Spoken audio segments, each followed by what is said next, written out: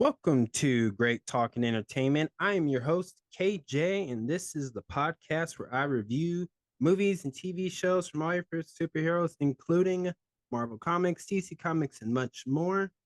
And please subscribe to my YouTube channel, Great Talk and Entertainment official channel. Now, let's go, baby.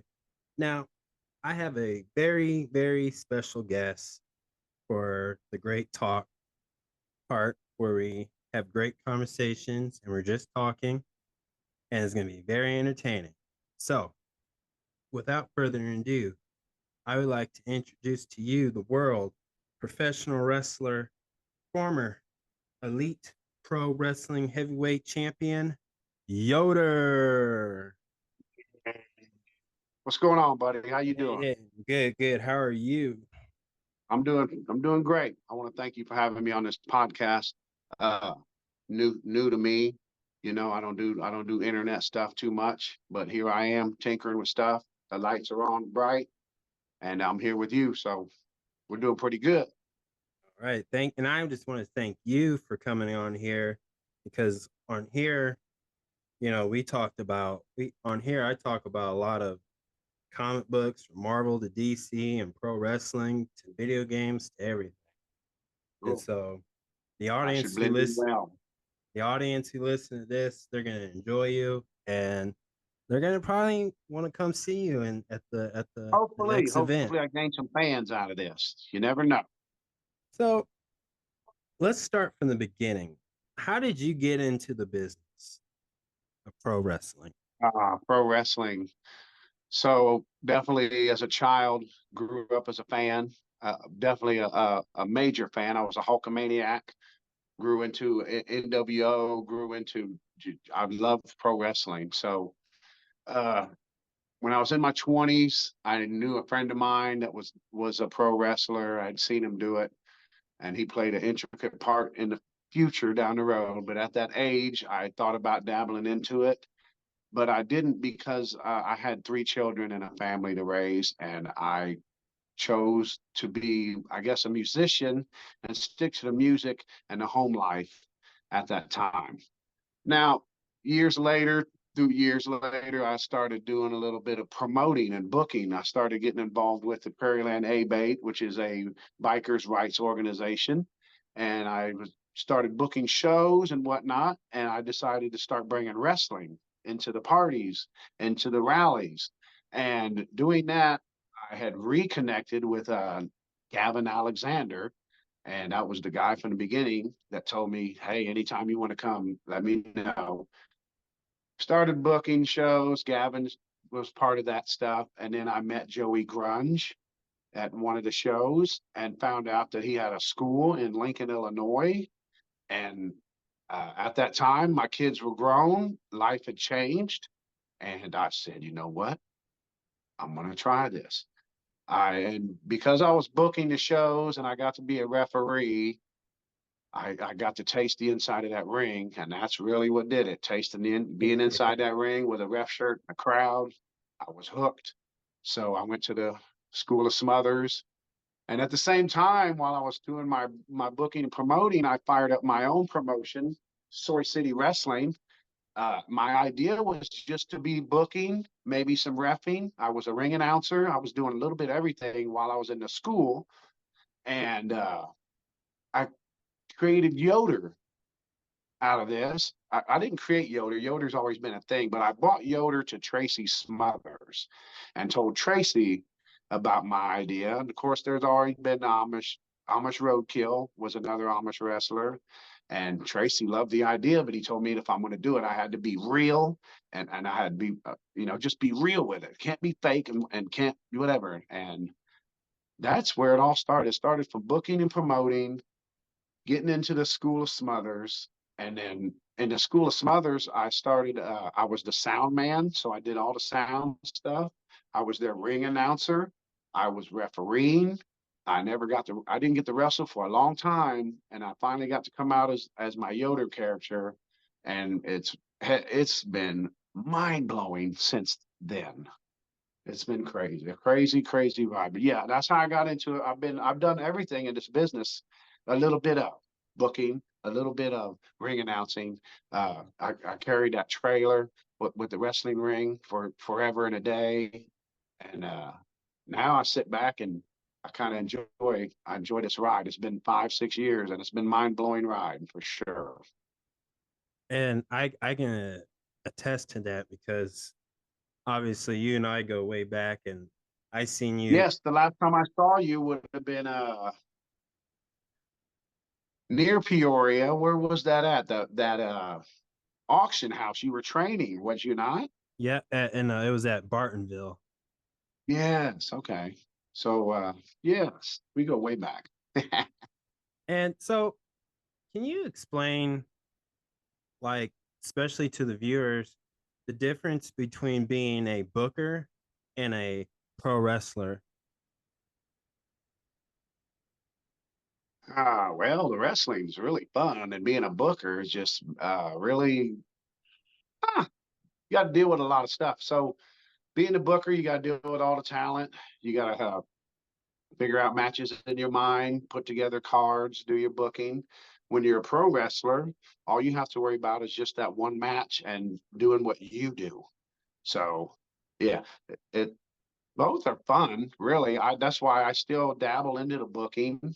Whenever I get a chance to get a venue or something where I can book my own show, I'll book. I'll do. I love booking the shows, but the wrestling part is more addictive because you're out there, especially if you're over and you're getting a response out of it. It's but yeah, it's fun. Both of them are fun. One will give you a headache. The other, it's just fun. And when it comes to book, because just like you said, like, when you get in this business, from my experience, is it taught me how to communicate with the boys and the Oh girls in yeah, the locker room. And I'm not saying I book, but watching like you or like Joey Grunge do the yeah, booking, and I see how people come up with all these ideas and yes. storytelling, and they want to do this spot and that spot, and to see him like try to break it I've down. worked But with a lot of different bookers in my 6 years that I've been around. A lot of different bookers. Everyone does things a little bit different, and none of them are bad. None of them are bad bookers. So I got a lot of experience just watching and learning from being booked on yeah, shows and learning from that group. which this comes to my next question. Now, the character Yoder. Now, when you were explaining how you brought that to Tracy Smothers, did you do any like Yeah. research? And do you even Okay. Oh, live the definitely. life of So an Amish? yes. So I live in Central Illinois. Grew up Central Illinois. Not too far south or whatever is Arthur, which is Amish country, and it's full of Amish people. Ever since a child, I've been exposed to the Amish. At a young age, I began woodworking, and I became a cabinet builder, building things, and I mingled with the Amish, purchasing wood and that kind of stuff for years. But it really started at a Halloween one year. I decided to dress up as an Amish man, which all I had to do was cut my stash, put on a hat, suspenders, and a blue shirt, and I was 100% Amish. Nobody would question me. I was that good at looking at it. So that started at a party, and then I got into the haunted houses. I started working in haunted houses, and my first character I created Jebediah Valdez Yoder, and he was a zombie that was Amish and very Bray Wyatt like. I had a rocking chair, I had a lantern, and me and my brother was also dressed up as an Amish guy too, and we had a blast doing that. So I did that 2 or 3 years, and then you're talking wrestling come along 5 years later, and so it's just natural for me to do this Yoder thing. All I have to do is shave my mustache and go Yoder, Yoder, yeah, and that's it. I'm good. I get over very well no matter where I go. I go wrestled in Southern Indiana in the locker room. I'm looking out the window. There's little Amish children playing. That's how deep into the community I'm taking this character, and I have a blast. It's just a blast to do what I do, and it's easy. It's really easy for me. I am fortunate to be able to have a gimmick that way. A lot of people search and do different things and whatever, and nothing clicks. Fortunate for me, the first thing I've done in this business has clicked for me, and I'm going to be Yoder until I die because I'm already old as it is. Now, the next question I want to ask you is now today in today's pro wrestling, there's a lot of different styles. And with Yoder, what what style do you choose? And can you explain like maybe a certain spot you would if somebody said, "Hey, can you do this spot to me?" But you're like, "No, I can't do that because Yoder Yeah. wouldn't do that." Yes. So my style is definitely a brawler. I'm 6'3". I'm 300 pounds. I'm a big boy, and I like to fight. So my style is fighting. My style is big moves, big power moves, slams, clotheslines. You know, elbows, punching. I come in to just cause a barn fight. That's what I'm, and I wrestle that way. And I wrestle that way accidentally. I don't think I was trained to do what I do. I just can naturally. When I first got into wrestling ring at the School of Smothers, hitting the ropes, wrestling around with Gavin and Maniac Matt, they stopped and was like, "Okay, bud, who's trained you? Who?" And I was like, "I've never. This is my first time." And they're like, "No, no, there's no way." And I'm like, yeah, I'm 38 years old. This is my first time getting in this ring. And so it's natural. What I do is natural. And as far as different spots, no, I haven't never turned anything down.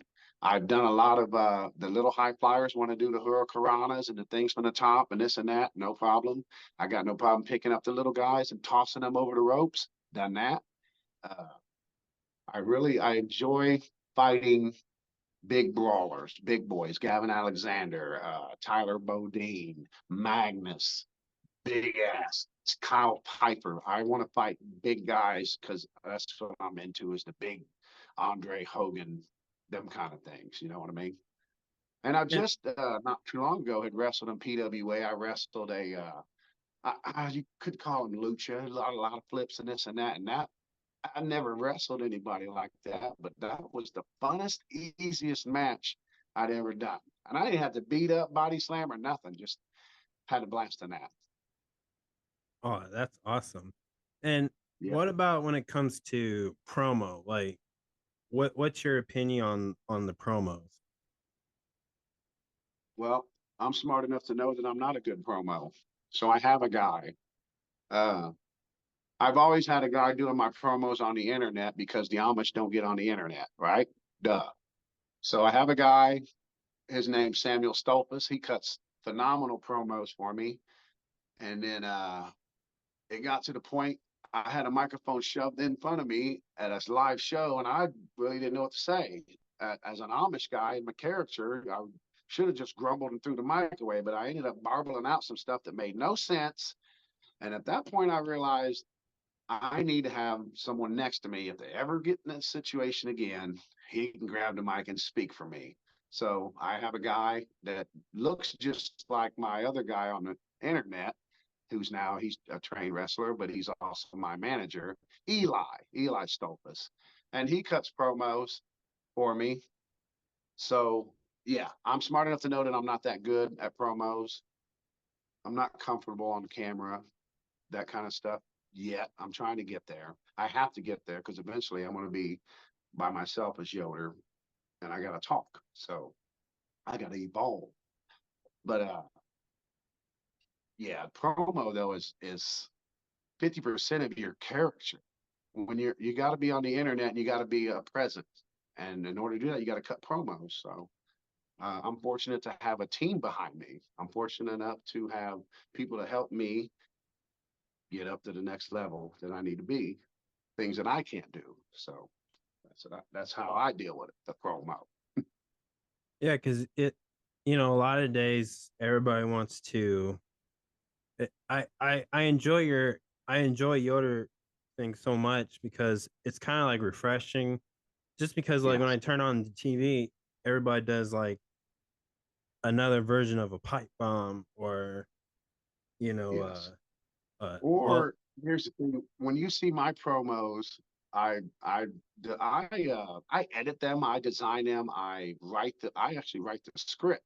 I just can't do it on screen. But I want my stuff to look like it's in back in time, black and white, of course.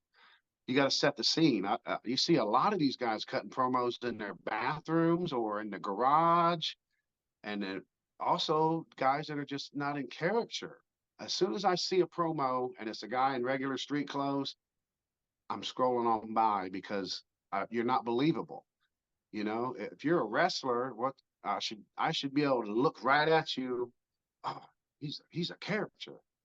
If you're in street clothes or you're just around on the in the front yard cutting a promo, that's just not cutting it for me. I just a waste of time. And the only way you got to get people's attention. You got to grab their attention, and you got to have a character. oh yeah for sure. Now would you so if you had the opportunity, which I truly believe you will, would you rather join All Elite Wrestling or WWE or any Ah, promotion? no, no. I I wouldn't last probably 2 minutes in one of those rings with legit real guys. I don't think. Uh, I I'm think you would. 48 years old, bro. 48 years old. I jumped into this way later. Now, if I'd have started when I was 19, definitely, I would. I had no doubt. Had I not been hurt, I would have probably been on the level of some of those guys. But being my age, and no, but I wouldn't turn it down. I mean, if they called up, hey, we could use something like you on a show, I'm gonna go. You know, I'm gonna give it the best I can. But that's not my goal at all. My goal really is to I want to leave something for my family. I want to leave something a legacy. My grandkids see me wrestle. My children see me wrestle. So that's good for me. Uh, I'm I think I've been pretty successful at what I've done. I can lay back now and be cool the rest of my life. So now, really, I'm just doing it because it's fun, and I still got a little bit more to add on to this legacy. But neither one of that. I mean, of course, that's a lot of people's dreams to make it to that. But how many really make it, man? I know a couple phenomenal talents right now that had touched touched that little bitty glass and then nothing. So, man, Oh, oh yeah, yeah. it's a tough If business. they come asking, I'll go, but I'm not shooting for that. And I'm realistic. I know better, you know. And what do you think about the difference between AEW and WWE in your opinion? Day and night. Okay, so here's what it is. This AEW is wrestling, good wrestling matches. That's it. WWE is entertainment, characters, big stage. Everything is big. Storylines that look at the Bloodline storyline went on for 4 years. Oh yeah. Had you captivated, you wanted to see what was going on. AEW, every great now and then you're gonna catch a good match. The last one I saw would have probably been Osprey and Danielson. That was good, but there's no story behind it. There's no meaning behind it. And now what are they doing with it? Nothing. Uh, that's the main. Yeah, one's good, decent wrestling, but it's hard for me to watch. I said I love wrestling. I guess I should have said I really love WWE wrestling, WCW wrestling. I loved NWA, love that. But today, trying to watch AEW is hard for me. It's hard because it's a lot of just botches and stuff that I can't keep along with, and I can't follow a storyline. And the WWE, I've never wavered from loving watching WWE, even through the crappy era after the Attitude Era, when everyone says it sucked and this and that. I was still entertained by it. So, yeah, that's the difference. One's good wrestling matches, shitty booking, no storylines, and the WWE is just this one big, huge, mega ball over here doing its thing. Yeah, and I agree with you on that because I do like watching AEW too, and yeah, I can see some of the botches or Oh my God. whatever. And but But hey, it's I can't say nothing. If they put me on there, I'd botch too. oh, I would too. I would too. Uh, And I remember just being the first time in that ring, I was botching the clothesline. Just I just couldn't.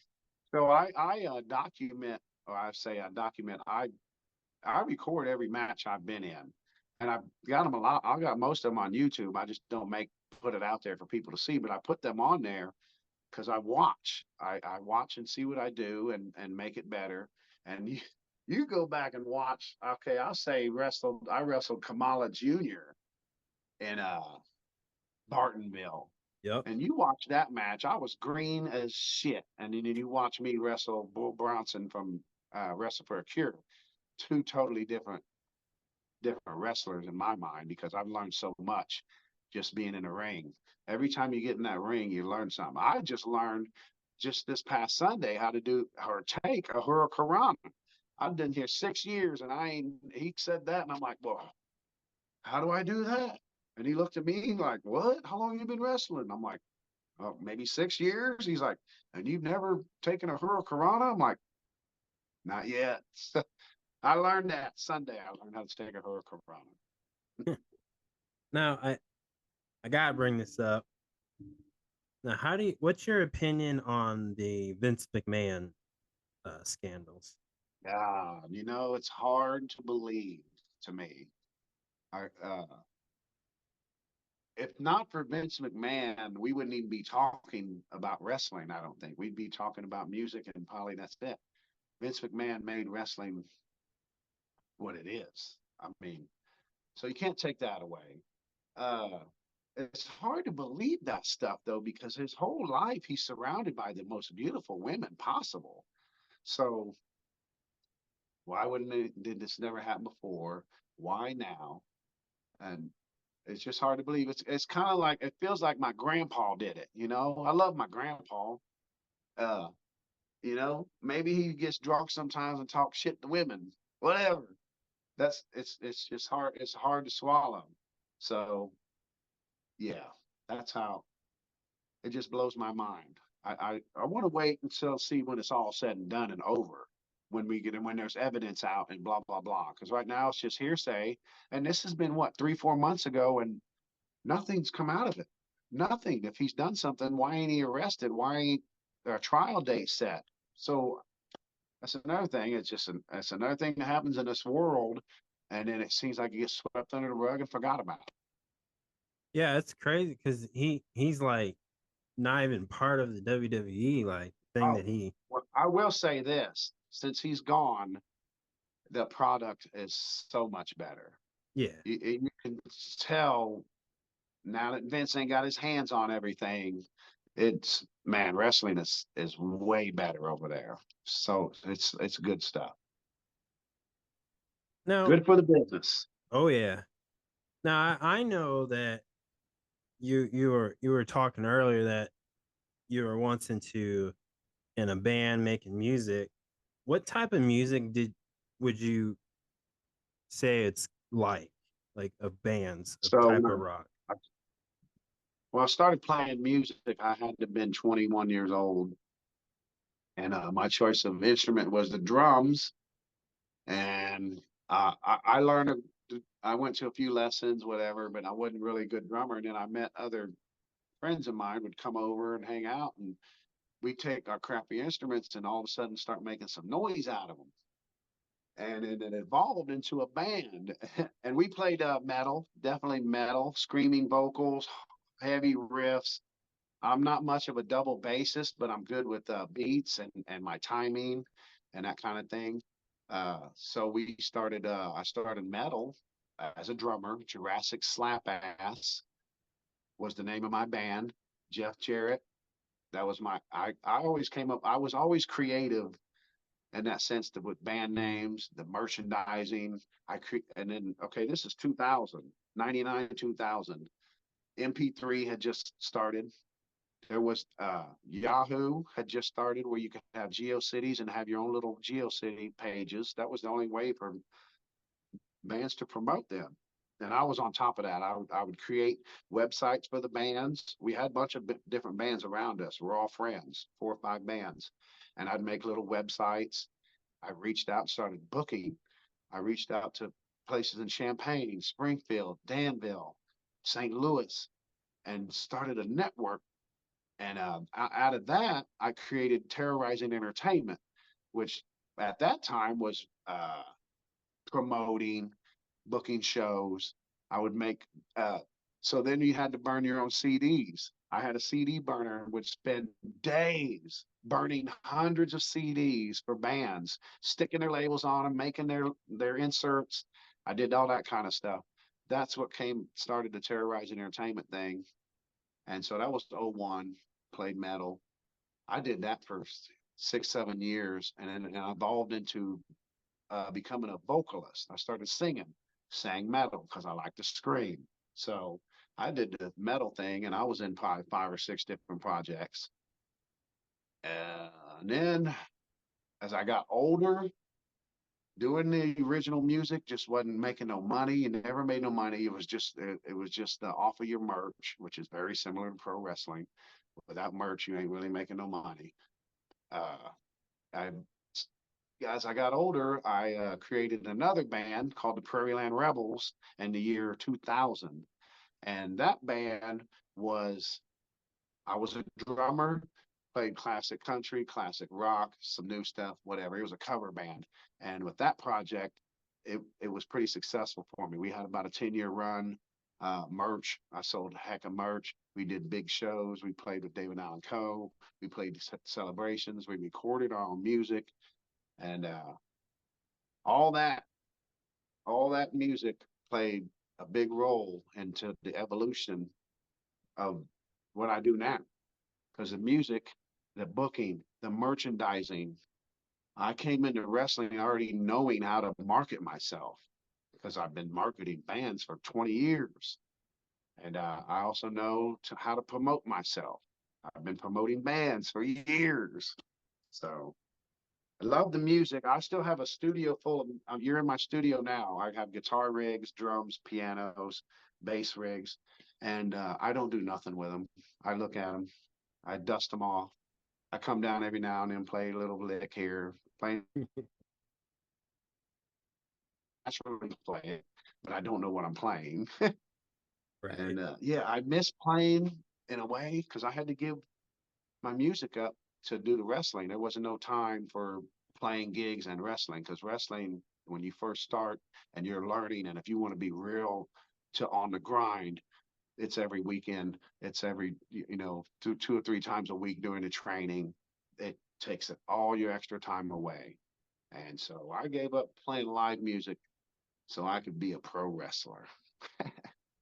So hey, I have I have an acoustic guitar and I had it for about close to 10 years and I still haven't even learned a full Really? song yet. But I'm like Yeah.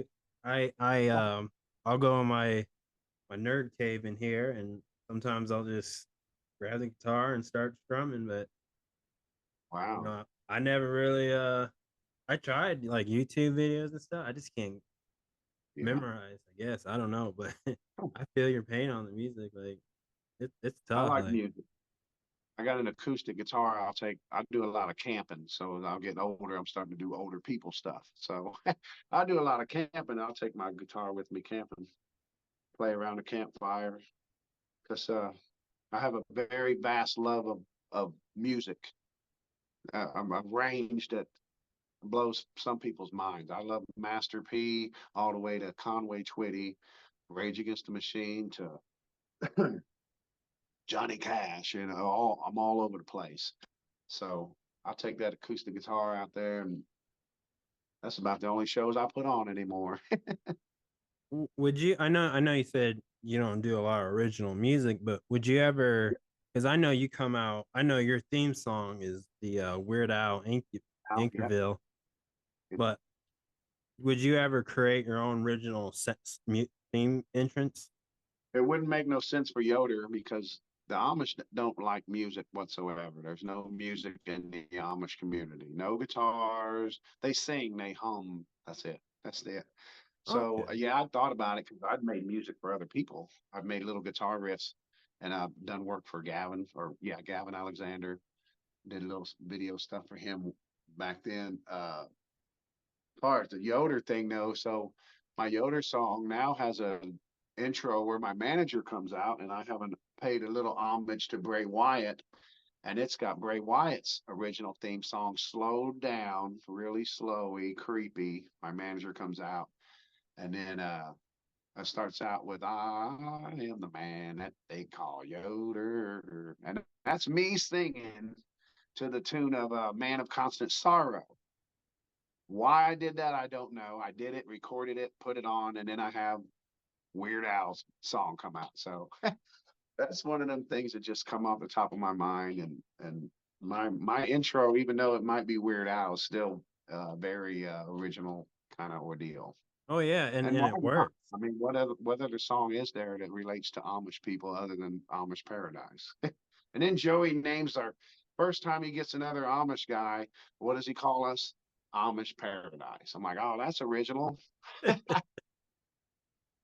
Oh yeah, I think I remember. I think I saw you in a tag team match. Yeah, we won the tag titles. Well, we only wrestled together twice. He debuted. His name was Zeke Kickham from Chicago, and he looked good. He was a pretty big boy. He came in, saved me from the Empire. We wrestled the Asylum in a match. That's on my YouTube. Oh yeah, I And then miss them guys. I miss them. oh yeah, and then we wrestled for the tag titles at that corn festival thing, and we won. Second match together, we won, and then COVID had come along, so we pretty much had them titles for a year and a half.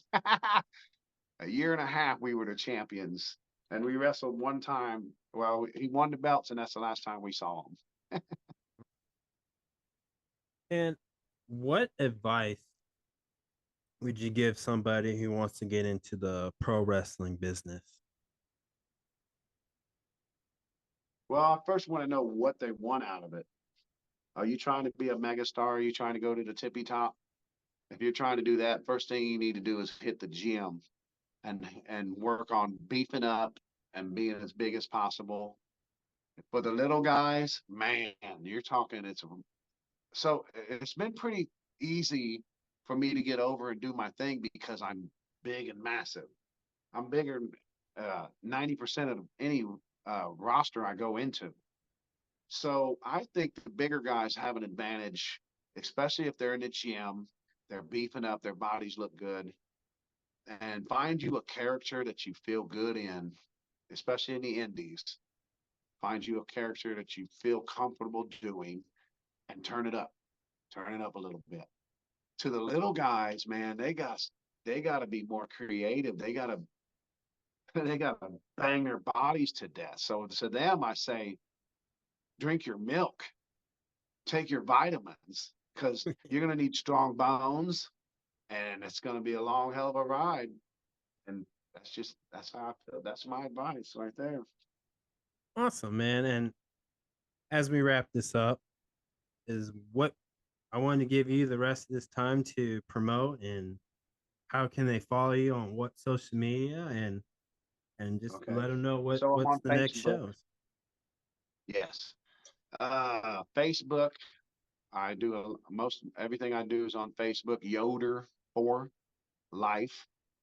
Uh, I got a lot going on Facebook. So not only do I do my Yoder thing, I incorporated Yoder into my woodworking business that I do, and it's called Yoder Built. And I build custom urns for people that have passed away or pets that have passed away. I build lots of different things. That's Yoder Built, and that's a whole nother thing that I deal with as far as wrestling. On YouTube, I have a YouTube page, but I don't promote it. But all my wrestling's on there. So I'll tell you, and I'll tell your followers, OZMAN 62526 is where all of my matches are. but I don't tell nobody. I won't tell nobody else after today. I'm on Instagram, Yoder for life. I don't mess with Instagram much. TikTok. Oh, I'm on TikTok. I'm building a little bit of following. I'm getting there. There ain't too many Amish on the TikTok, so I'm on there. That's yeah, to be Yoder for life. Everything's Yoder for life. The number for life. Look me up. I'm all over that. What else do I got for the media? That's it. That's all I got. Any shows? Oh, my next show. What do we got? Okay, I do want to promote Wrestle for a Cure that's coming up July. I don't know the exact date, July 16th or something like that, but it's at the Illinois State Fairgrounds. Uh, biggest show I do and part of every year. Unfortunately, I wasn't part of it last year. But the year before, I won the Battle Royal. I won this trophy. Oh, this bad boy right here. All right.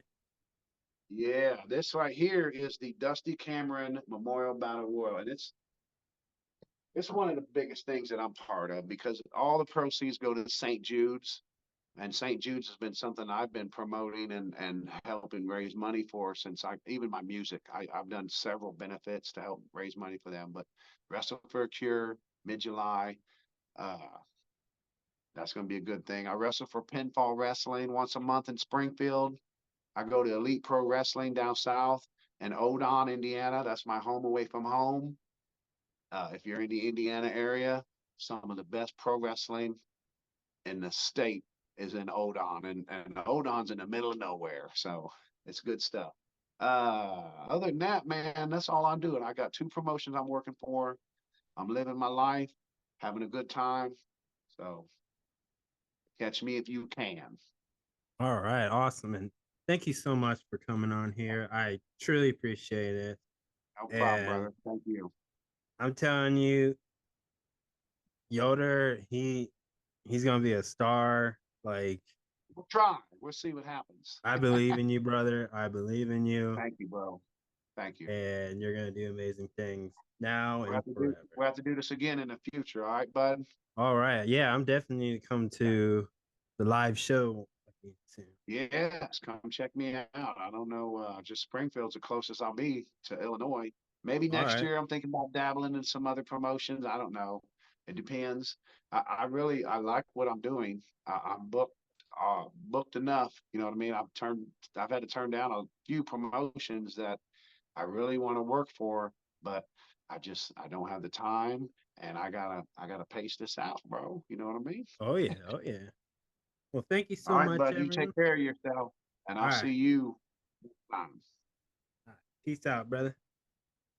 See you, bro.